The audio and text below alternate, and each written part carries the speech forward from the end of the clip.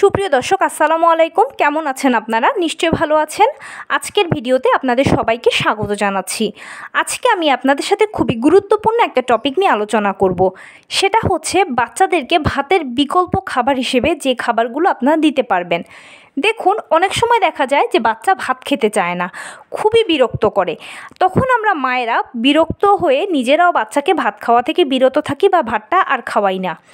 এখন এর পরিবর্তে আপনি কি দিতে পারেন বাচ্চাকে, সেটা নিয়ে বলবো আজকে। বাচ্চা যদি দেখছেন যে ভাত খেতে চায় না বা অনীহা প্রকাশ করছে, তখন আপনি তাকে চেষ্টা করবেন আটা বা আটার তৈরি খাবারগুলো দিতে। আটা বা আটার তৈরি খাবারগুলো ভাতের বিকল্প হিসেবে কাজ করে, কেননা ভাত হচ্ছে শর্করা জাতীয় খাবার, আর আটা বা আটার তৈরি খাবারেও প্রচুর শর্করা রয়েছে। এছাড়া বাচ্চাকে আপনি নুডলসটা দিতে পারেন।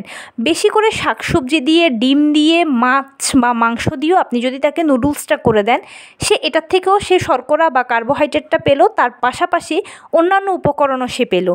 তাছাড়াও বাচ্চাকে আপনি প্যানকেকটা বানিয়ে দিতে পারেন, এটাও আটার তৈরি খাবার।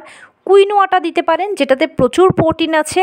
তাছাড়াও বাচ্চাকে আপনি দুধ বা দুগ্ধ জাতীয় খাবার দিতে পারেন।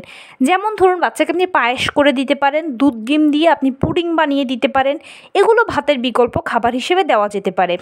এছাড়া যদি ফলে আসি আমি, তাহলে কলা সুপারফুড, খেজুরটা খুব ভালো, বাদামটা খুব ভালো। বাচ্চা যেবেলা ভাত খেতে চায় না, সেবেলা এই সব কিছুর থেকে আপনি কিছু না কিছু বাচ্চাকে যদি দিয়ে দেন, তাহলে সে যে ভাত খেলো না এটা নিয়ে আপনাকে আর আফসোস করতে হবে না। এই খাবারগুলো ভাতের বিকল্প হিসেবে কাজ করবে।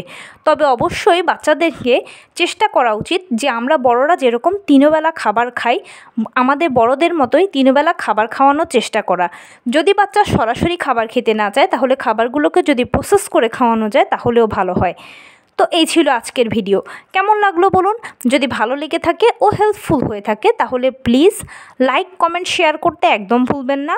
আর সেই সাথে আমার চ্যানেলটিকে সাবস্ক্রাইব করার বিনীত অনুরোধ রইল। পাশে থাকা বেল আইকনটি ক্লিক করে দেবেন, যেন আমি ভিডিও আপলোড করার সাথে সাথে আপনারা নোটিফিকেশান পেয়ে যান। যদি কোনো প্রশ্ন থাকে কমেন্টসে জানাবেন, আমি রিপ্লাই দেব। প্লাস যদি কোনো পরামর্শ থাকে যে কোন বিষয়ের উপরে ভিডিও বানালে আপনারা উপকৃত হবেন, সেটাও জানাবেন। আমি আপনাদের পছন্দের সর্বোচ্চ প্রায়োরিটি দেব। ভালো থাকবেন, সুস্থ থাকবেন। আসসালামু আলাইকুম।